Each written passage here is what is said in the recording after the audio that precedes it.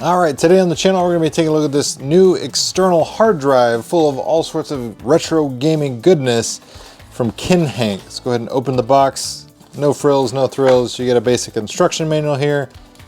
Tells you how to plug it in, which should be a no-brainer. It's USB connected, and get everything up and running to get the Batocera user interface loaded on either your PC or your Mac. This is also compatible for some television sets out there, so smart TVs, but just be forewarned that basically this is only going to be as good as what you plug into it. So if you're plugging in this to an old Windows 95 computer, the emulation on it's going to be very, very not good. But if you're plugging this into something that's been recently made over the last couple of years, you're probably going to have a really good time as far as the emulation quality, specifically for those more advanced emulation systems, so things like PlayStation 3, Wii U, because this system does already have some of those more advanced emulators loaded up on there so you can play those types of games. However, once again, it is completely dependent on what you're plugging this in, what kind of computer, what kind of power you're running. That's really going to dictate the kind of experience you got. But neat little hard drive enclosure here. It's, you know, made to look like an old cassette tape. You can take this out of here and have it, you know, free floating if you like, but I'm just going to go ahead and leave it in there for protective purposes. But like I said, plug in the cable, plug this into your PC, your Macintosh, whatever you got, and you'll be good to go. Doesn't come with controllers. There are controller options out there, so you can get the little cheap knockoff PlayStation looking controllers, or since this is running Batocera, you can go ahead and, if your system supports it, you can pair something wirelessly, or you can connect USB controllers. Once again, 100% dependent on what you're plugging this hard drive into it, because yet again, this is just a hard drive. And I know I sound like I'm beating a dead horse with that, but I had all sorts of questions and comments last time I reviewed one of these about, hey, can this system play this? Can it play that? Can it play this? This can only play things as good as what you're plugging it into. So once again, if you're plugging it into an old crappy computer that doesn't have a video card or anything in it, you're probably only going to be able to play those arcade games and those retro consoles and nothing more. But let's go ahead and plug it in and see how it performs on my setup. All right, here we have the user interface, Batocera. Very easy, very streamlined. You got all your systems categorized. Just scroll left to right, select the system you want to play. Inside it, you'll find all sorts of games. This does have a lot of systems on it. This build specifically has 82 systems, but you select the system you want to go. You can scroll down, you'll see a little preview of the game you want to play, some information. As you can see, there's lots of duplicates and various different files. That makes sense because, you know, they load up anything and everything. So there'll be the ROM file for every region and country you can think of. That's why there's so many duplicates. Specifically, if you look at the all games, it says there's over 111,000 games. That's a result of those duplicate files or those secondary files that are meant for other countries and things like that. So don't get super excited when you see that ginormous number. You can cut it in about a third, and that's the most realistically. But you know, you got lots of options. Hit your start button once you get everything. You got all sorts of system options, user interface options. You can change the emulators that you want to use. There's all sorts of different emulators loaded for each system. You can change things like aspect ratio. So if you don't like the widescreen look, you can squash it back down to the 4:3 or the 5:4 aspect ratio, or whatever aspect ratio is native to that particular system. You can save games, you can rewind, you can add things like CRT, you know, scanline filters, that sort of thing. There's individual system, individual game settings. So you can go to arcade, and we'll just go ahead and select this. We'll hit select. Brings up options specific to that game, so you can toggle options unique to each and every game should you wish to. You can go to advanced system options, change the emulator, like I said, the aspect ratio. You can do this all independently, or you can do this globally. Completely up to you. Very straightforward, but there are tons and tons and tons of games on here. Lots of systems, a lot of surprising systems. So Atari Jaguar, you almost never see that. It's got 56 games. Thomas Wave, it's only got 7 games. Got your various arcade systems, your Final Burn, your Neo Geo, your CPS 1 and 2 and 3, all your Game Boys. Then we got Xbox. Now there's only one game on here, but the emulator's on here and it works well. So that was kind of impressive, surprising. Nintendo 3DS, again, only a little handful of games loaded, but the emulators on here. Nintendo 64, a whole catalog basically. And Nintendo 64 disc drive, very rare for a lot of people that never played those games. Nintendo DS, of course. GameCube, handful of games on GameCube. Nintendo Switch only has one game, but it's nice to have that emulator. And you can add your own ROM files. You'll basically have to just get your ROM files and drag them drop into the appropriate folder on this hard drive. And last time I reviewed one of these hard drives, I got lots of questions like, can this run this? Can it run that? It can run whatever you want. It's dependent on whatever system you're plugging this hard drive in. Because remember, this is just a hard drive. It's nothing but a USB file storage. So all this is file storage. Now, it can run on Mac, it can run on Windows, and depending on how old and how new your computer is, basically depends on how well the emulation is going to perform.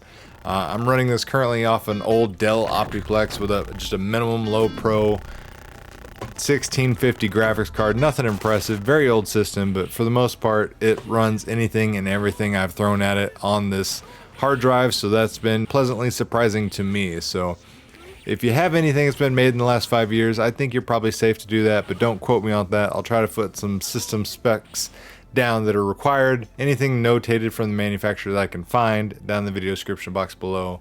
But I mean, look at it, you got everything. PlayStation 1, 2, and 3, PlayStation Portable. Again, PlayStation 3 only has one game. PlayStation 2 though has got 30, PlayStation 1 you got 700. So it's a mixed bag as far as how many files are in each system, but there's going to be pretty much everything your little heart's desire out there. For the more advanced, newer systems, you'll have to kind of add your own files and ROMs if you want to play more than just the little select few that they've got on there. But other than that, let's go ahead and check out the emulation, shall we?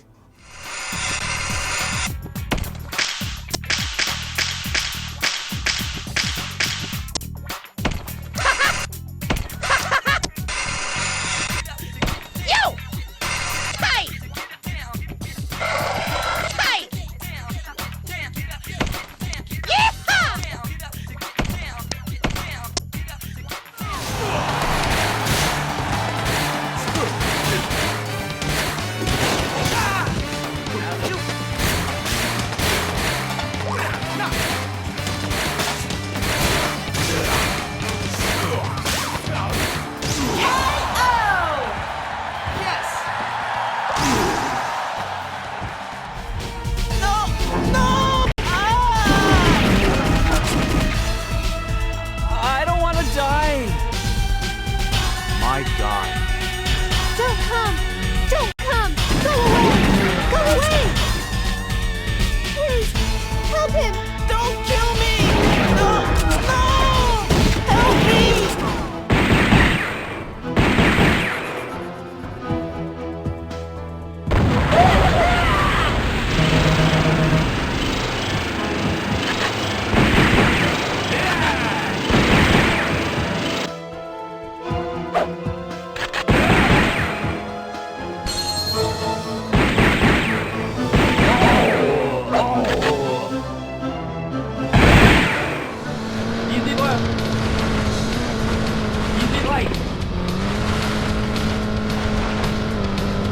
Jump.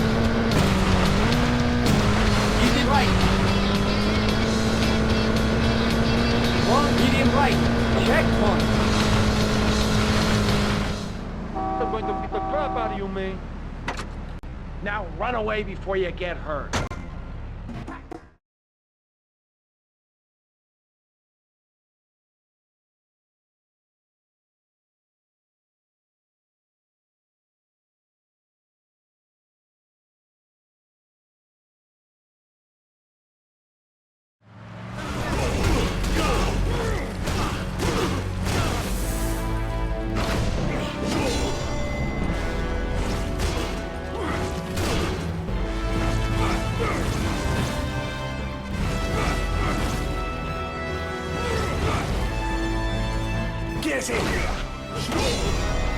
Having no regret.